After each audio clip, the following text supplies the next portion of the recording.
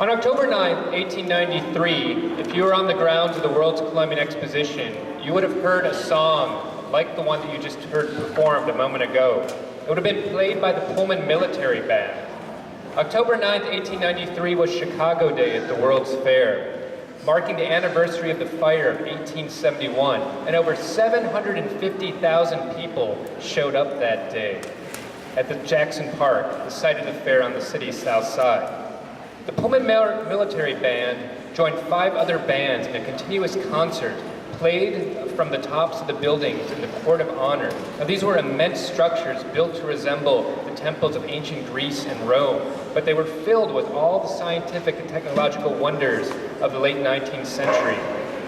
And these marvels made it seem as if the coming 20th century would be one that would be bright and progressive. Now, over 27 million people visited the World's Fair during that summer and fall of 1893. They came from all over the world, and hundreds of thousands of them took a trip from Jackson Park south to see another vision of the future. The model town that George M. Pullman, maker of the luxurious Pullman Palace cars, had built for his workers.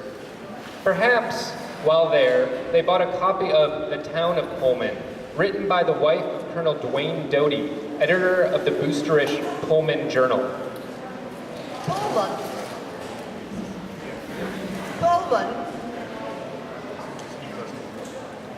Pullman is emphatically a new departure in city building. It marks an era in human advancement. It has not only bettered labor, but added to it a dignity which it did not before possess. Revolutions do not tend backward, and when the present structures of the city shall have crumbled and been replaced by stately ones, the Pullman idea, which embraces improving conditions for working men, will continue its widening influence and go down the years as an increasing benefactor, Mrs. Dwayne Doty. Now, Pullman's town had solid brick homes, well-ordered and well-lighted streets. Many of these streets were named for famous inventors, including Pullman himself. There was gas and later electricity, running water, modern sewage, in short, everything that we take for granted today in a modern city, but still something of a rarity in the late 1890s, as Mrs. Doty made clear to her readers. At the onset, Pullman cars were far in advance of any public demand for better modes of conveyance, but they have become a necessity of travel and cannot be dispensed with. The improved homes and convenience shops of Pullman were created in advance of any express demand by working men for them. For men can and do exist in cellos and garrets and do work in sheds and uncomfortable shops and factories. But when they are given such improved homes and surroundings, they are able not only to do better for themselves and their families, but better in every way for their employers. Mrs. Dwayne Doty. Now, not everyone shared Mrs. Doty's opinion. Reverend William H. Cowardine, whose Methodist Episcopal Church of Pullman rented space in the casino building for $500 a year because rent at the Greenstone Church was too high, claimed that, quote, the monotony and regularity of the buildings made it feel like living in soldiers' barracks, and that the high rents, which forced many Pullman faculty workers to take in additional boarders to make ends meet, diminished, quote, home in the American sense of the word. Peter Quinn, writing for the Pittsburgh Times, saw greater troubles in the community's chief employer also being the owner of that community. The corporation is everything and everywhere. The corporation trims your lawn and attends to your trees, sweeps your streets, and sends a man to pick up every cigar stump, every bit of paper, every straw or leaf. The corporation puts 2 barrels in your backyard, one for ashes and one for refuse of the kitchen. The corporation has the ashes and refuse hauled away and provides you new barrels when the others are worn out. The corporation does practically everything but sweep your room and make your bed. And the corporation expects you to enjoy it and hold your tongue. Peter Quinn. Now, to soften and humanize the town, Pullman put in gardens and ball fields, a theater and a library. And of course, playing often in the gazebo located in the center of the park was the Pullman Military Band, which formed all the way back in 1882 by J.F. Haustrauser, a Canadian native who was a timekeeper at the factory. I'm going to break script here just to point out that over there's a photo of the Pullman Band taken in the early 1880s, if you wanted to see what they looked like. And there's an original euphonium played by one of the members of the band. You'll see the Pullman Military Band's name kind of engraved on the top. And of course, Mrs. Doty made certain to mention the band because it was a point of pride in the town. There are many here who are fond of music. The churches and entertainment show much superior musical talent. Good judges pronounce the Pullman Band one of the best in this country. Its reputation is national. Mrs. Dwayne Doty.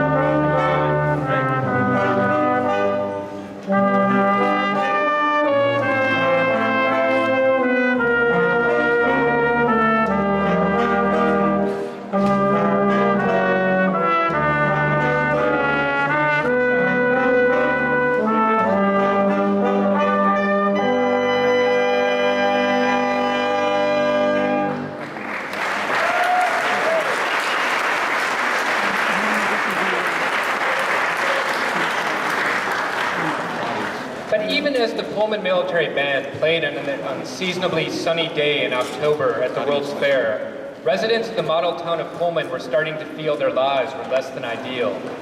The economy of the United States had begun to unravel in February. It was the start of the Panic of 1893, the most widespread and devastating collapse prior to the Great Depression. Starting in September, the Pullman Company began cutting wages for workers, some by 30%, others by as much as 50%. More cuts followed throughout the winter, but the rents in the model town stayed the same. Particularly hard hit were the women workers, whose wages were often cut more than double the amount of their male co-workers. As the Reverend Howardine observed, prices for Pullman train car services, like the rents, stayed the same. Let the public also bear in mind that while the girls employed in the laundry department were cut in their wages, nevertheless, the price of berths on the Pullman Palace cars was not reduced to the general public. If you ate your dinner in a Pullman Palace car, wiped your mustache upon a Pullman napkin, laundered by these girls, you did not have to pay less for your dinner as a result of their reduction in wages. W.H. Cowardine. According to Cowardine, the quote, repeated cutting of the wages with no corresponding reduction of the rent exasperated the employees. Workers were paid every other week with the rent automatically deducted, leaving them and their families sometimes a handful of dollars, but more often mere cents on which to get by. One worker was left with a check of 2 cents after his rent had been deducted. He decided to keep the check as a memento. Jenny Curtis, a seamstress, had seen her wages go from 22 cents an hour, or roughly $2.25 a day, to 70 cents a day. And that is when she had work. Her father had worked for the Pullman Company for over a decade, but had fallen ill, and thus behind on the rent.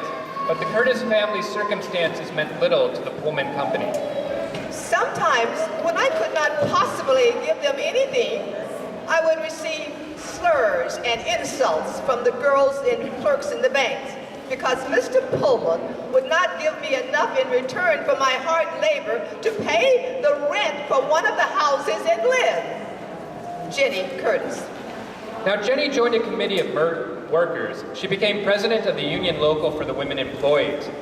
Many Pullman workers aligned with the American Railway Union, which had formed only a year prior in 1893 and was 150,000 members strong. Several committees of workers approached management. They asked for wages to be restored or rents to be reduced. They asked for corrupt and abusive foremen to be replaced. They asked for arbitration to settle the dispute. One committee met with George Pullman himself in early May. I explained to this committee minutely and laboriously the facts showing that the company was already paying them more than it was receiving in contract work, and I offered them for complete assurance and to end all question an inspection of our books and contracts in hand. George Pullman. Now, Pullman assured the committee that there would be no repercussions for having them voice their grievances, and yet the next day, 3 out of the 4 committee members were laid off. 46 representatives of different unions met in secret and voted to strike soon after. The company learned of the plan, and so the strike was moved up to the 11th of May. The long-threatened strike at Pullman was declared today. 3,000 men threw down their tools and walked out, refusing to continue at work until their grievances have been remedied and the scale of wages which they demand adhered to. Boston Daily Globe.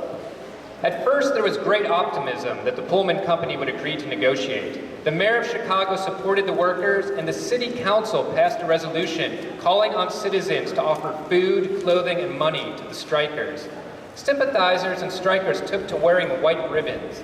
Management and its supporters wore miniature American flags. A Methodist pastor in Hyde Park took issue with this. The American flag ought to be the best guarantee that an honest day's work should receive an honest day's pay. If any one class more than another was entitled to wear and carry the American flag, it was the working man. The men who had borne the flag to victory in the Civil War were American working men.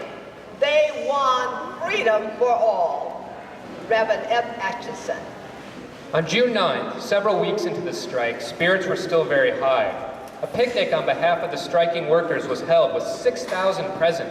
Speeches, foot races, and amateur boxing gave everything a festive air. Leading a march of 2,000 men and boys from the Kensington Turner Hall was the John P. Hopkins Fife and Drum Corps.